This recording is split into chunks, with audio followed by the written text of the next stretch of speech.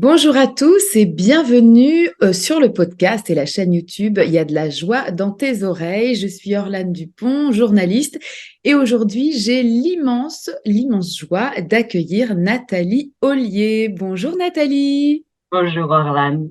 Alors Nathalie, tu es praticienne en EFT et aujourd'hui, eh bien, on a préparé cette rencontre et tu vas nous partager ton parcours, ton chemin de vie et toutes les raisons pour lesquelles tu en es arrivée à l'EFT. Alors pour commencer, Nathalie, déjà, avant de parler de toi, la question qui me paraît la plus simple, c'est ça veut dire quoi EFT? Alors, EFT, c'est Emotional Freedom Technique. C'est une technique de libération émotionnelle. En fait, on va utiliser des points d'entrée et sortie de méridien et on va verbaliser la problématique.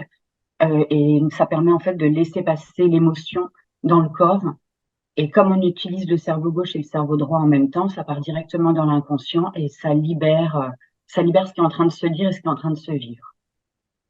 Donc ça, c'est une pratique qui est très intéressante. On appelle ça, c'est inclus dans les thérapies brèves, hein, vraiment des thérapies Oui, courte de libération émotionnelle. Alors toi, comment tu en es, j'allais dire, arrivé là et qu'est-ce qui fait que tu as utilisé ce mot-là tout à l'heure, donc je l'ai réutilisé parce qu'il m'a beaucoup fait rire. Comment ça se fait que tu as kiffé le FT pour te libérer de tes blocages et tes émotions? Alors on rigole, mais on s'est dit voilà qu'on allait se passer un bon moment ensemble, mais ça ne veut pas dire qu'on n'a pas vécu des choses difficiles, mais peut-être voilà, on met déjà un peu de distance toutes les deux sur les traumas, sur notre vie, sur nos expériences qui peuvent être parfois inconfortables et parfois même très difficiles. Mais en tout cas, c'est une technique que toi, tu as kiffé, qui t'a libéré justement. Alors, tu nous racontes un petit peu ce parcours, ce chemin?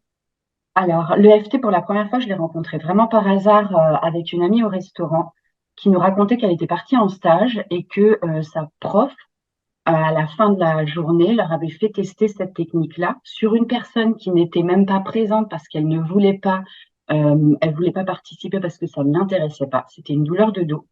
Donc tout le monde, tout le groupe, je crois qu'ils étaient une dizaine, tout le groupe a tapoté en fait, donc a stimulé les points d'entrée et sortie de méridien par rapport à la problématique qu'elle avait depuis plus de 12 ans. Et quand le lendemain matin, la personne est revenue dans le groupe, elle était toute gênée parce qu'en fait, la douleur avait bougé. Et quand elle nous a raconté ça, j'étais avec une autre copine. On s'est dit, mais c'est quoi ce truc? Donc, on a commencé à faire des recherches sur Internet. On a vu les exemples de rondes et on a commencé à pratiquer. Et on a vu des résultats. Alors, pas des résultats de fou, hein, mais on s'est dit, mais il y a un truc à faire quand même. Et on s'est retrouvés toutes les deux, enfin, avec mon autre copine, au salon Bio, Zen ou je ne sais quoi. Et on a rencontré Cathy Berthoud, qui est l'élève de Gary Gray, donc celui qui a vraiment mis la technique en place telle qu'elle est aujourd'hui.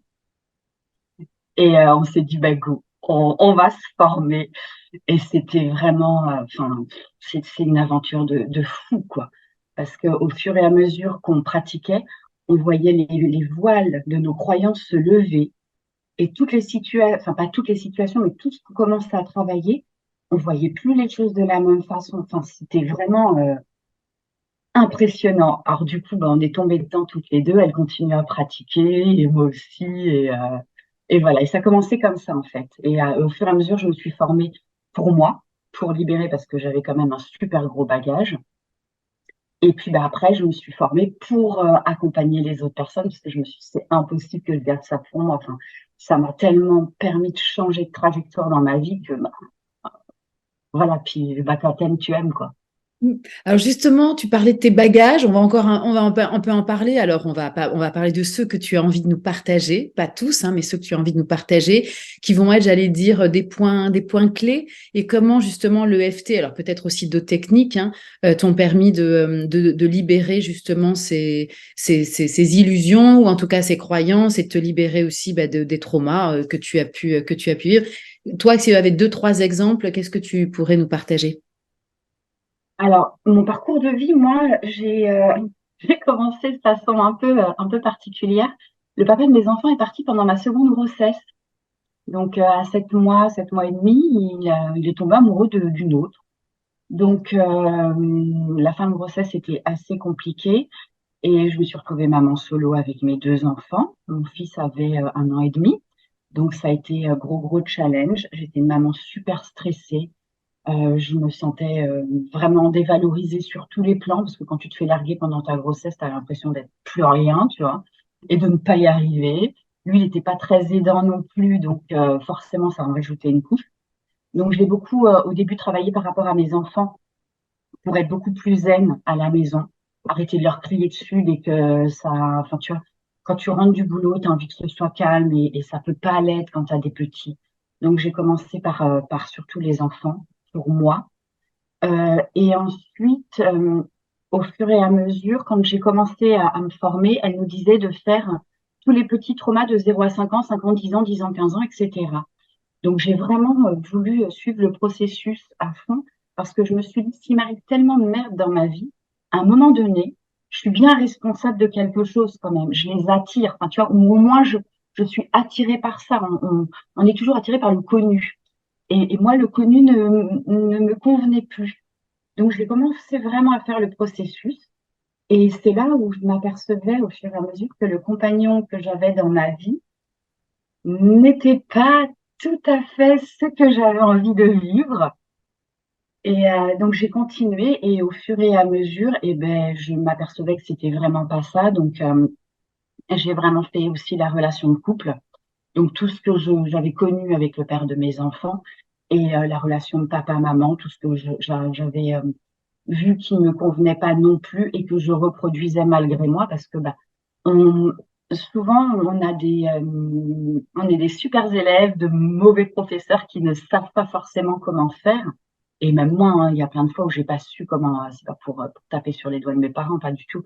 C'est juste que bah voilà, ils ont fait comme ils pouvaient au moment où voilà. Et, et du coup, j'ai vraiment fait en sorte de faire switcher ça pour me permettre autre chose. Donc, je me suis libérée de mon compagnon qui était, enfin voilà, c'était pas le super compagnon.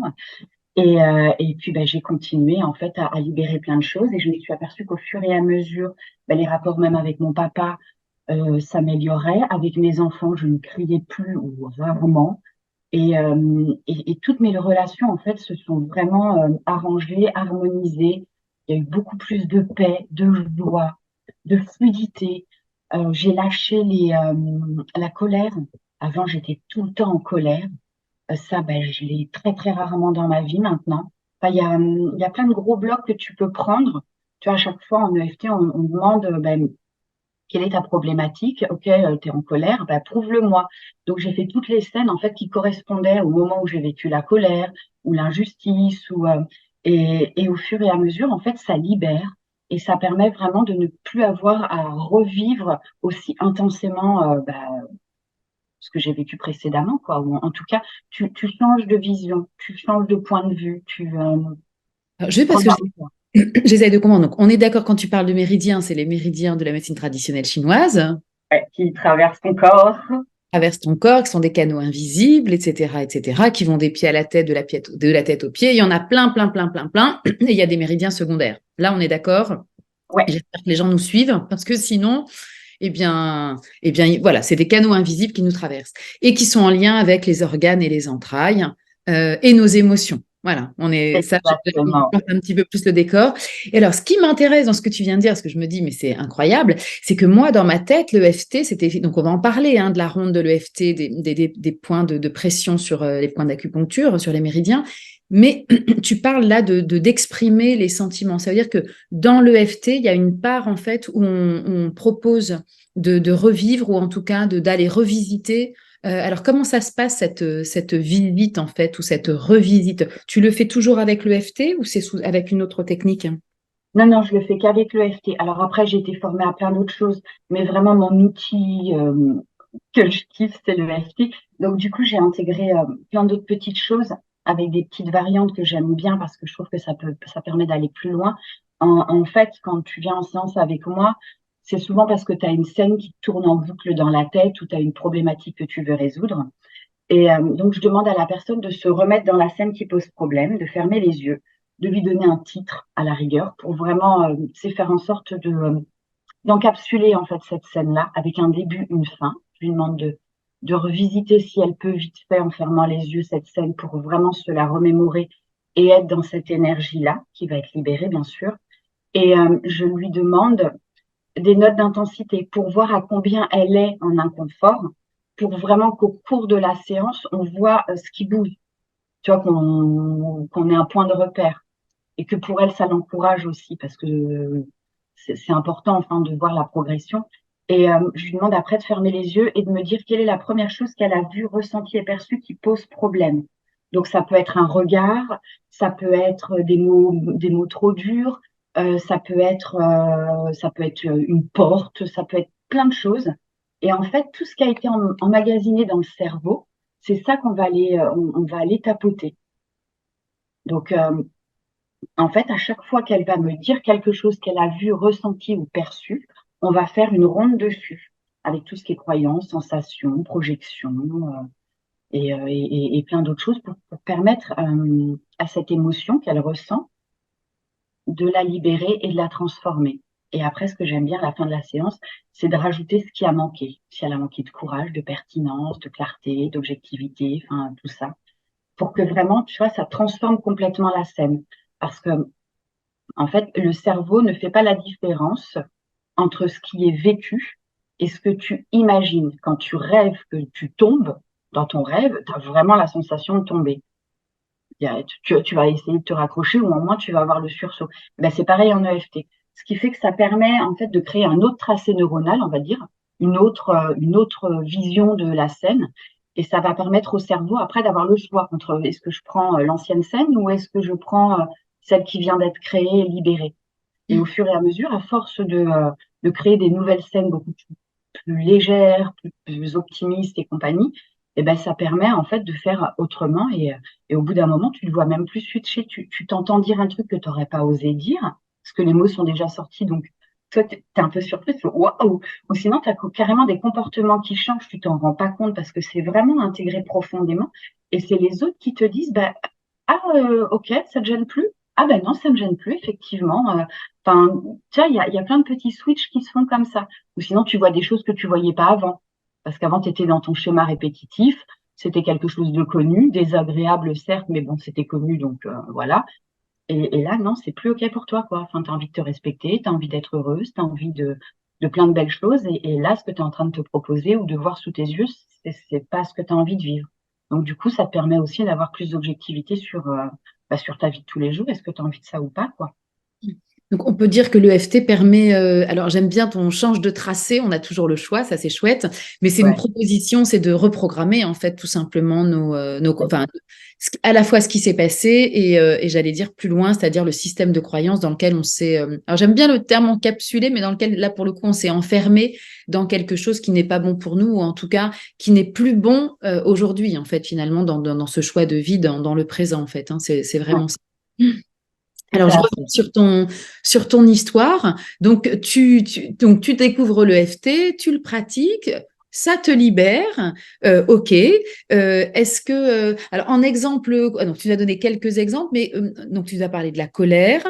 Au niveau émotionnel, je vais te titiller. Donc, ça enlève, j'allais dire, comment le cerveau fait la différence entre j'enlève la colère et j'enlève pas la joie, par exemple. Alors, dans ma pratique, je ne tapote que le négatif. D'accord. C'est pour ça que je demande toujours qu'est-ce qui te pose problème? Qu'est-ce que tu as vu, ressenti, perçu qui te pose problème dans cette scène? Ça sert à rien de libérer la joie. Enfin, je veux dire. Ben, Et en pourquoi pas d'ailleurs? bah oui, Je veux que mais les gens après, tu trient. vois, je vais aller chercher. T'as manqué de joie, et on va aller tapoter le manque de joie en fait pour faire remonter le curseur. Mm, mm, mm. D'accord. Alors, au niveau que j'allais dire de toi, on va revenir encore sur toi. Donc, maman solo découvre le FT, libération d'un certain nombre de choses, et mais en même temps, j'allais dire, tout ne se libère pas comme ça. Enfin, ça se libère, ça peut se libérer comme ça, mais parfois c'est un peu plus long. Qu'est-ce qui s'est libéré assez vite, qui était inattendu pour toi, et qu'est-ce qui s'est libéré plus difficilement alors que tu pensais que ça se libérait beaucoup plus vite? Alors, ce qui s'est libéré alors que je m'y attendais pas, c'est la vision de mon compagnon en fait, de son manque de considération, son manque d'implication. Euh, ouais, c'est ça en fait. C'était plus je rajoutais, enfin plus je transformais des scènes de vie où j'avais eu l'impression de pas être considérée, de pas avoir été accompagnée, de pas avoir été choyée, et plus ça c'était plus possible pour moi, tu vois. Donc c'était en fait ce qui s'est libéré, c'est surtout quelque chose auquel je ne m'attendais pas.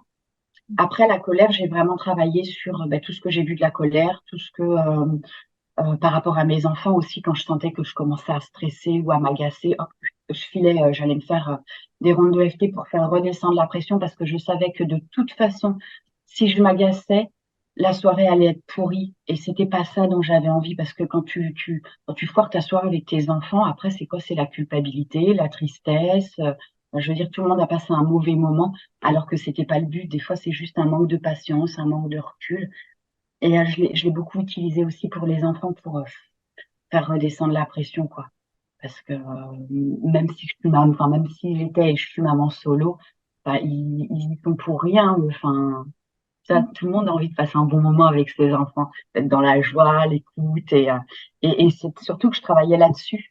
Donc, ça avait du sens pour moi de pas reproduire quelque chose de stressant pour mes enfants, pour que eux puissent avoir, que je sois maman solo ou pas, qu'ils aient une vie heureuse et équilibrée, parce que je sais que les fondations se font quand ils sont petits, quoi. Donc, tu découvres l'EFT quand tes enfants sont petits, on peut le dire, hein, tes enfants sont grands maintenant, ils sont de jeunes adultes, donc tu Oui. pratiques l'EFT depuis longtemps. Et par rapport à toute cette découverte de l'EFT et de ta pratique quotidienne, ou en tout cas très régulière déjà pour toi, parce que c'est ça qui est vraiment intéressant, c'est que tu pratiques aujourd'hui pour les autres, mais tu l'as beaucoup pratiqué pour toi. Quel Oui. est ton chemin justement? Donc tu nous as parlé donc maman solo, de l'état émotionnel, on peut imaginer dans lequel tu étais, de la colère. Et après, qu'est-ce que tu as traversé justement un petit peu pendant ces années avec l'EFT et comment tu as pu, j'allais dire, au niveau de ces points, de ces méridiens, est-ce que tu as senti qu'à force de faire les rondes, et on va y arriver à la ronde hein, pour expliquer ce que c'est les rondes, mais comment tu vas, parce que c'est une danse, hein, c'est très beau d'ailleurs, enfin c'est très, très joli, c'est assez drôle à faire aussi. Comment tu sens que ton corps finalement, il est... Parce qu'il y a une relation avec le corps, enfin voilà, là où je veux en venir dans ma question, c'est parce qu'à un moment donné, à force de taper, je pense qu'on va de plus en plus profond. En fait, enfin, ça, c'est ma croyance. Est-ce que toi, tu dirais la même chose au niveau du ressenti finalement corporel qui calme ou qui permet de changer le système de croyance? Alors, non, j'ai pas senti de particularité par rapport au point que je tapotais. Des fois, j'ai des sensations que j'ai pas forcément, enfin, je vais peut-être l'avoir au niveau du point karaté ou sur certains points où je me dis, ça touche bien l'émotion ou l'organe qui va bien pour être libéré. Mais c'est surtout, je pense, à force de faire des rondes, tu as plus de clarté sur ce que tu vis. Mm. Ça, il y a des choses que tu connais. À force d'avoir revisité des scènes pour moi-même et même pour d'autres, tu vois bien le mécanisme qui se met en place. Tu vois, t'es pas dupe. Tu vois bien que tu es en train de te raconter une histoire Mm. ou que l'autre se raconte une histoire. Donc, ça permet vraiment de prendre du recul, d'avoir plus de clarté par rapport à ce qui est en train de se vivre. Et alors justement, on n'est pas dupe et on sait bien ce qui est en train on est en train de, voilà, on n'est pas dupe. Ça, c'est vraiment intéressant, la prise de conscience. Quels sont les schémas justement dans lesquels que tu rencontres là ces derniers temps, dans lesquels on est tous dupes et sur lesquels tu pourrais nous dire, voilà, on n'est pas, voilà, ne soyons pas dupes de cette situation, par exemple, qui est assez répétitive ou inhérente à chacun. Là, j'ai beaucoup. Alors, en plus, ça va être Noël. Les gens, ils sont en train de stresser pour Noël. C'est vrai. Je stressais moi aussi avant pour Noël, mais plus maintenant. Maintenant, ça me met en joie. Merci. Le rejet, l'abandon. Et souvent, alors, quand on commence à faire les rondes, on s'aperçoit que on se sent rejeté, mais en fait, c'est nous qui rejetons les autres quelque part. Enfin, il y a tout un processus qui se met en place de par sa posture, le ton de la voix, les croyances aussi. On s'imagine que, et du coup, on se sent rejeté, alors que à la base, non, il y a pas de rejet, quoi. Enfin, donc souvent, on met en place notre propre, enfin, une forme d'auto-sabotage qui fait qu'on va se sentir rejeté, qu'on va valider par des biais de validation, euh, qu'il y a du rejet, alors que, ben non, si on réagit autrement, si on prend du recul, si on dit où on en est, il y a beaucoup moins de rejet et il y en a même peut-être pas du tout, tu vois. Alors que si on s'imagine qu'on va être rejeté, il y a de grandes chances qu'on mette tout ce processus en place et qu'effectivement on se sente rejeté. Et, ah ben tu vois, j'en étais sûre. Et puis ben là on est dans le processus, ça y est, on est rejeté, Oui, abandonné. ah bah tu vois, j'en étais sûre, ou je suis sûre que quand elle va m'appeler ou quand il va m'appeler, il va me dire ça, à tous les coups, ça Oui, fonctionne, et à tous oui, les coups, on c'est, alimente notre système de croyance, hein, bien sûr. Et comment tu fais pour Noël, quand même, parce que là on y arrive, rejet, abandon, je veux bien que tu nous parles un petit peu entre... Alors rejet, là j'ai compris, abandon, tu peux nous en dire un peu plus sur l'abandon? alors, en fait, il y a des mamans qui ont des enfants qui commencent à grandir et forcément, elles vont pas, enfin, ces enfants-là vont passer Noël avec le chéri. Eh oui, j'avais pas pensé. Et ouais. Et du coup, elles se sentent abandonnées par leurs enfants. Alors que le but du jeu, quand tu élèves des enfants, ben, c'est de les laisser après vivre leur vie, être heureux en couple et tout. Et moi, je l'ai déjà traversé. Alors, il y a quand même un point qui est important, c'est quand tu fais de l'EFT, le praticien tapote en même temps que la personne.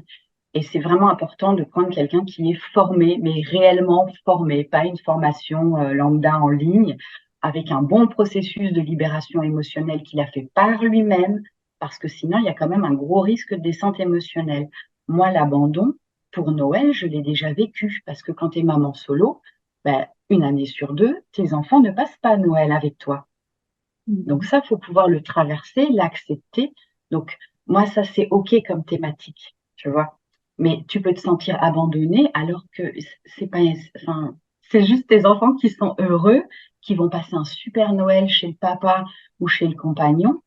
Mais toi, la personne que tu es va le vivre comme quelque chose d'injuste, une grosse trahison, des peurs, des tristesses, et qu'est-ce que je vais faire, et mon Dieu, et enfin, tu vois, il y a il y a plein d'histoires qui se racontent là-haut, et c'est ça qui est intéressant de désamorcer, faire redescendre la pression pour que bah, la personne elle puisse se dire, ah oui, mais non, mais c'est pas grave, je vais pouvoir passer Noël avec mon chéri ou avec des copines. Enfin, tu vois, il y a plein de choses qui peuvent se mettre en place derrière tout ça. Une fois qu'on a lâché ce truc sur lequel on reste figé, j'ai pas mes enfants pour Noël, tu vois, Mm, ça ouvre mm, en fait.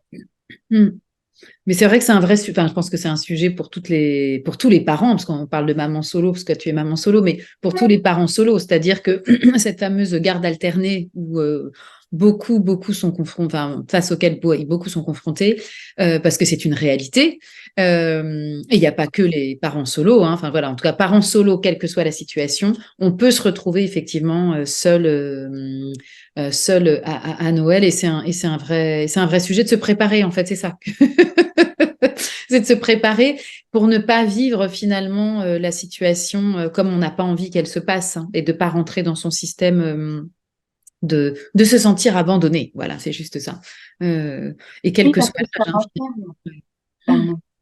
Qu'est-ce qui fait bah, que tu ne t'es pas installé parce que tu avais un autre métier à côté. Alors, est-ce que du coup, pendant toutes ces années, tu as approfondi ta pratique? Est-ce que tu as douté toi aussi de l'EFT? Est-ce que tu l'as remis en question? Et j'allais dire, faire un petit clin d'œil aux émotions dont on a parlé tout à l'heure. Est-ce que l'EFT, parfois, t'a fait douter, t'a mis en colère ou au contraire, t'as tout le temps mis en joie et c'est ton parcours de vie qui fait que maintenant, tu as pris du temps pour t'installer? Tu nous racontes cette partie-là? Oui, bah, quand tu es maman solo, lâcher le travail salarié pour te lancer à ton compte, tu vois, c'est un peu chaud quand même, parce que tu as toujours des trucs à payer. Et l'entrepreneuriat, bah, tu le sais comme moi, on n'a pas des revenus réguliers, donc ça peut être super flippant. Et moi, j'avais un rapport à l'argent qui était j'avais toujours peur du manque. Donc, c'était juste impossible pour moi de lâcher ce travail de salarié parce que c'était important d'avoir vraiment un revenu qui tombe tous les mois. Et j'avais pas envie de faire autant de communication. En fait, au début, ça s'est vraiment fait progressivement. Je l'ai vraiment fait pour moi, enfin pour transformer tous les trucs de ma vie, aider ma fille parce que mon fils, ça l'intéresse pas du tout. Mais ma fille, elle, c'est bon, elle est tombée dedans, elle tapote aussi. Faire avec les copines. Et puis au fur et à mesure, les copines ont fait venir des personnes. Donc, du coup, je me suis mis au 4/5e. J'ai commencé à faire le mercredi, le samedi, des fois le dimanche matin. J'ai commencé à faire des ateliers avec les copines. Tu vois, et puis quand j'ai vu que ça fonctionnait bien, je me suis dit, bon, allez, ok, je vais me former un peu plus. Et puis, j'ai commencé à prendre des personnes que je ne connaissais pas, que j'ai commencé à suivre. Et le jour où il y a eu vraiment le déclencheur, c'est quand la personne que je suivais m'a dit, non, mais là, je te paye, quoi. Enfin, là, c'est bon, arrête tes conneries. Là, je te paye. Et c'était un monsieur qui avait une soixantaine d'années, qui avait une énorme phobie du téléphone, parce que il avait appris le suicide, enfin le décès de son papa par téléphone. Et il y a 60 ans, c'est pas comme aujourd'hui, on n'avait pas des iPhones et compagnie, hein. Donc il avait vraiment cristallisé sur ça. Et le jour où vraiment ça a déclenché, j'étais à Gare de l'Est, je rentrais du boulot et il m'a appelé d'un téléphone portable. Et là, j'en ai pleuré de joie au milieu de la gare. J'étais là, oh, trop bien. Enfin, et là, je me suis dit, bon, allez, ok, je m'installe, je valide tout. Parce que c'est pareil, j'avais du mal à récupérer mon diplôme parce que je n'osais pas. Enfin, bon, il y a tout un processus après avec nos croyances limitantes, les histoires qu'on se raconte, le manque de validation. Enfin, c'est tout ça. Alors donc, tu démantèles ça au fur et à mesure. Mais, euh, mais ouais, ça s'est vraiment fait progressivement. Et il y a que là maintenant où j'ai quitté donc je me suis fait quitter par mon ancien travail. D'ailleurs, c'était tout un processus parce que à un moment donné, tu changes tellement que tu ne corresponds plus du tout à la boîte dans laquelle on t'a mis et tu ne réagis pas forcément comme la bonne salariée que tu étais avant, parce que ça faisait 17 ans que j'étais dans ma boîte. Et, euh, et au fur et à mesure, tu as des managers qui arrivent qui sont très management à l'américaine, qui sont, c'est pas du tout humain, enfin, c'est pas bienveillant comme type de management. Tu vois, il y a beaucoup de manipulation, ouais, des choses vraiment pas cool. Et je me suis dit, allez, vas-y, bosse là-dessus. Donc, j'ai commencé à faire des séances de FT par rapport à sa personnalité, à comment il réagissait. Et je pense que ça devait être assez déstabilisant pour lui parce qu'à chaque fois qu'il me disait un truc la veille, moi, le lendemain, c'était transformé, c'était libéré. Donc, je repartais sur des bases super saines, tu vois. Et je pense qu'il a pété un plan et à la fin, ils m'ont licencié, tu vois. Mais moi, il était hors de question que je perde mes indemnités. Et je voulais pas démissionner, quoi. C'était hors de question. Je voyais bien qu'au fur et à mesure, ça me poussait vers la sortie. Mais moi, c'était Tu as impossible. tenu, tu as tenu, tu as Ah tenu. ouais, mais carrément. Et c'était drôle parce que cette période-là, j'ai des copines qui sont thérapeutes aussi. Et je leur disais, bon, allez, vas-y, qu'est-ce qui peut se passer là? Parce que j'avais besoin d'avoir plusieurs points de vue différents. Tu sais, quand tu te fais accompagner, ce qui est intéressant, c'est d'avoir un autre point de vue que le tien. Et comme j'avais plusieurs personnes autour de moi, j'ai toujours été accompagnée. J'encourage tout le monde à se faire accompagner et de pas rester seul parce que, enfin voilà, l'isolement, ça n'a rien de bon. Et je leur disais, bah, alors qu'est-ce qui peut se passer? Vas-y, dis-moi. Et ça, en fait, tout ce qu'elle me disait, je libérais, je libérais, je libérais pour être vraiment sûre d'avoir fait le tour de la question. C'est un travail de longue haleine et c'est vrai que bon, d'abord, j'admire ton courage, il faut être honnête, hein, c'est parce que je pense que c'est très courageux. Et en même temps, c'est intéressant ce que tu nous partages parce que c'est vraiment le fait de ne pas de se faire accompagner pour avoir d'autres points de vue. Alors après, ça peut être par des thérapeutes, mais au moins par des amis qui vont nous donner j'allais dire, enfin, en tout cas des personnes bienveillantes qui vont nous aider à voir effectivement tous les différents versants de la montagne et pas qu'un point de vue qui va nous rester focalisé sur quelque chose et en fait on va pas voir l'immensité du champ des possibles et surtout dans alors c'est marrant parce que la première fois que je réalise qu'on dit en fait en français on dit une boîte, je suis dans une boîte, je travaille dans une boîte et là je viens pendant que tu le dis, je me suis dit mais c'est vrai que la boîte ça fait très très fermé en fait, on est un peu comme dans une boîte de conserve. Donc ça Mais c'est ça. c'est vraiment intéressant, je sais pas pourquoi en français on a traduit le mot entreprise en boîte. Écoute, je suis en boîte. Voilà. En tout cas, je travaille dans une boîte. Voilà. Et donc, toi, tu as décidé de sortir de ta boîte et Oh, de t'ouvrir à plus grand. Alors, aujourd'hui, donc, tu pratiques le FT et là, tu vas nous expliquer concrètement, parce qu'on en a parlé, hein, le FT, voilà, c'est une méthode qui est enfin, une ronde, on tapote, on fait une ronde. Donc là, les gens se disent, ça y est, elles sont parties toutes les deux un peu en délire. Et oui, et oui, et oui, parce qu'on aime beaucoup. Alors, pour les gens qui nous écoutent, il va falloir que tu expliques doucement et tranquillement les gestes. Et je vous invite quand même après, si vous nous écoutez que sur le podcast, à aller voir donc justement cette partie de la vidéo qui est sur YouTube pour que vous puissiez être un peu plus accompagnés. Voilà.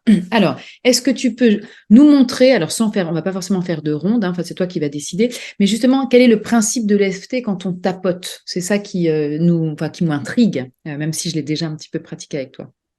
Alors, pour qu'une émotion lâche, il faut qu'elle soit, il n'y a pas de il faut d'ailleurs, mais le mieux c'est de se laisser traverser par elle. Ce qui fait que le temps de faire la ronde, on se laisse traverser. Tu vois, et en plus, comme on fait un mouvement, ça, ça fait un peu switcher le mental. Tu vois, tu bloques pas non plus, enfin, tu restes focus sur l'émotion, mais comme tu fais un mouvement, ça détourne un petit peu l'attention. Donc, on commence toujours par le point karaté. Le point karaté, il est sur le tranchant de la main. Il n'y a pas de côté, enfin, ça peut être des deux côtés. Tu peux pas tapoter des deux côtés en même temps, mais côté gauche ou côté droit, c'est OK.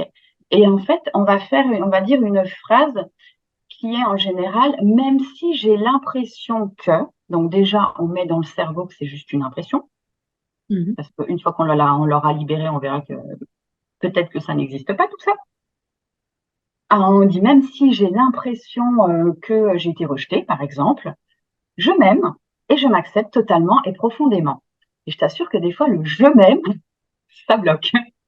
Parce qu'on se rend compte que les personnes, le truc où elles ont le plus de mal, c'est s'aimer. En fait, Mhm. si on se sent pas aimé par les autres, c'est souvent parce que, ben, à l'intérieur de nous, on s'aime pas à 100%, tu vois. Donc, il y a toujours quelqu'un qui va appuyer sur nos petits bobos. Et en fait, c'est juste un manque d'amour. Donc, le point karaté, c'est celui-ci, c'est le tranchant de la main, où on fait cette phrase, en fait, qui va retourner un petit peu la situation, qui va faire qu'on accepte ce qui se passe, même si c'est de l'inacceptable, hein. C'est juste pour envoyer l'information au cerveau que ça, c'est bon, c'est OK, j'ai compris.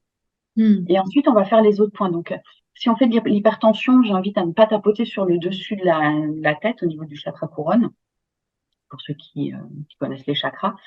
Et ensuite, on a la racine du sourcil. On a au niveau du coin de l'œil, comme si on se faisait, pour les femmes, un trait de crayon à la Cléopâtre. Donc, le petit os qui est au coin de l'œil. Après, c'est sous l'œil, pareil, le petit os. Après, ça va être sous le nez, entre la lèvre et le nez. Et il y a un autre point qui se situe sous la lèvre, entre la lèvre et le menton. Après, il y a le point clavicule. Donc, il y en a qui peuvent tapoter le thymus aussi, mais on peut tapoter le thymus d'ailleurs tous les matins. Ça fait vraiment du bien pour se réharmoniser. Et ensuite, il y a sous le bras, au niveau du soutien-gorge. Et là, on a terminé sa ronde. Il y en a avant qui tapotaient sous le sein, mais en fait, c'était toujours délicat pour certaines personnes qui avaient une poitrine un peu généreuse. Et ils se sont aperçus que bah, si on ne tapotait pas, le résultat était exactement le même. Donc, du coup, ils ont fait, dans ma pratique et dans ce que j'ai appris, là où j'étais formée, bah, on ne le fait plus. Après, tu as d'autres points qui peuvent être stimulés si tu n'as pas fini ta phrase, que tu sens que tu as encore de l'émotion. Tu peux soit tapoter au niveau des poignets, donc l'intérieur du poignet contre l'autre intérieur du poignet. Et ce que tu peux faire aussi, c'est stimuler le bout, les côtés des ongles. Ça, par exemple, tu peux le faire en réunion, tu vois. Quand tu as quelqu'un qui te raconte un truc, soit tu t'en fiches, soit ça te gonfle profondément, soit ça t'agace, bah, tu peux très bien commencer à presser tes doigts, parce qu'il y a des points d'acupression qui sont sur le bord des doigts, et ça permet de libérer un petit peu les tensions. C'est pour ça que des fois, quand on est énervé, on va se taper soit le doigt de pied, soit les doigts quelque part où on va se faire mal, se couper ou autre. C'est jamais anodin. Enfin, pour moi, dans ma croyance, souvent, les petits bobos qu'on se fait, enfin, ça révèle quand même des petites choses qui ont besoin d'être libérées. Alors, le Voilà. principe de la ronde, quand même, c'est de répéter la phrase tout en étant concentré. Donc, c'est ça hein, qui demande. Du coup, c'est pour ça que le mental, il est un peu perdu. Donc, on se tapote, donc accompagné du thérapeute, hein, parce que là, en l'occurrence, on est avec toi, et on fait sa phrase et on tapote en même temps. C'est ça qui est intéressant. Et on le fait combien de fois déjà on le fait qu'une fois ou on le fait plusieurs fois, la ronde? Alors, ça va dépendre. Par exemple, alors, si tu te fâches avec quelqu'un, ton supérieur, par exemple, des fois, ce que j'aime bien demander, c'est quelle taille tu as, tu vois, dans la scène. Et souvent, on se retrouve comme une petite fille. Donc, on va faire plusieurs fois la ronde jusqu'à atteindre sa taille normale. Donc, ça va souvent demander à plusieurs rondes parce que il y a, enfin, ça dépend de d'où tu pars. Si c'est une petite émotion, ça va vite partir. Si c'est une grosse émotion, ça va demander à tourner un petit peu autour. Et des fois, c'est bien d'y retourner plusieurs fois, tu vois. Mm, mm.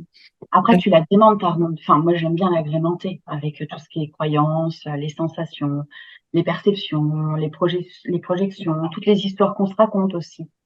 Parce que, voilà. Et alors toi maintenant, donc toi tu es thérapeute, enfin thérapeute, non, on a dit que tu es praticienne en Non, EFT. je ne peux pas m'appeler thérapeute parce que Tu je peux ne pas suis t'appeler pas thérapeute, thérapeute. tu es praticienne en EFT. Et toi, tu l'utilises toujours pour toi régulièrement dans ta pratique, ouais, dans ton quotidien. C'est fait dès que tu as Ouais. Oui. Donc, et à terme, les gens peuvent l'utiliser. Donc c'est la continuité de ma question. Peuvent l'utiliser justement régulièrement quand ils en ont besoin, justement, comme tu disais, le faire chez eux, etc. Ils peuvent faire des rondes régulièrement en fait après. Ben, c'est le but. En fait, l'EFT, c'est vraiment quelque chose qui autonomise. Mm. C'est simple à mettre en place. Par contre, j'invite vraiment les personnes à ne pas faire des scènes de vie qui sont vraiment traumatisantes et commencer vraiment tout petit. Parce que moi, je me suis vue, je suis une warrior, hein, donc j'y allais et je me suis vue coincée dans une scène, à pas pouvoir avancer, à être en larmes. Les enfants allaient arriver une demi-heure après. Enfin bon, tu vois, le truc tout pourri que t'as pas envie de vivre. Donc vraiment faire tout petit pour voir comment tu gères les émotions. Et des fois, dans une scène, tu sais pas ce qui va se passer derrière. Tu sais, des fois, ça ouvre. Enfin, Mm. toi, t'es thérapeute aussi, donc tu sais bien que des fois, tu crois que c'est ça, et en fait, il y a tout un monde derrière qui s'ouvre, et ça, c'était juste l'arbre qui cachait la forêt. Donc, faire très attention à prendre vraiment des scènes, quand on débute, des scènes très récentes, avec un faible impact émotionnel, pour être sûr d'aller jusqu'au bout. Mais oui, moi, je l'ai vraiment intégré dans ma vie de tous les jours, le FT, dès que j'ai un truc qui me contrarie. J'y vais avec le FT et si j'ai pas le courage d'y aller, j'appelle une copine pour qu'elle m'aide avec soit son type de thérapie, soit j'ai toujours mon binôme avec qui je me suis formée. Et voilà, en plus c'est rigolo parce qu'elle pratique pas du tout comme moi, mais c'est génial parce que du coup, tu as au moins t'es pas en train de te dire, bah, je sais qu'elle va me faire ça, non, elle fait pas pareil, donc c'est cool. Elle va aller fouiner là où j'aurais pas été fouinée, où j'aurais pas osé, où j'aurais pas eu envie, et c'est très bien parce qu'au moins ça lâche, quoi. Le but, Mm. c'est ça, c'est de permettre aux personnes de pouvoir, sur des petites scènes de la vie de tous les jours, tu vois, avec les enfants, avec le patron, avec je ne sais quoi, la voiture. Moi, j'étais phobique de la voiture, hein. J'ai eu une dizaine de petits accidents de voiture, mais ça m'a quand même plombé le truc au point de passer 8 fois mon permis, Mm. tellement je me sentais en insécurité. Donc, je te raconte pas, enfin, tu vois, avec tout ça, j'ai énormément tapoté pour pouvoir prendre la voiture maintenant avec mes enfants, avec le chien, partir en Auvergne, repartir en Charente, aller en Bretagne, aller partout et c'est OK. Maintenant, je prends plaisir à être dans la voiture. Alors qu'avant, mais laisse tomber, personne ne pouvait parler dans la voiture, fallait que ce soit le silence. C'est limite si je mettais de la musique, tu vois, parce que j'avais peur que ça me.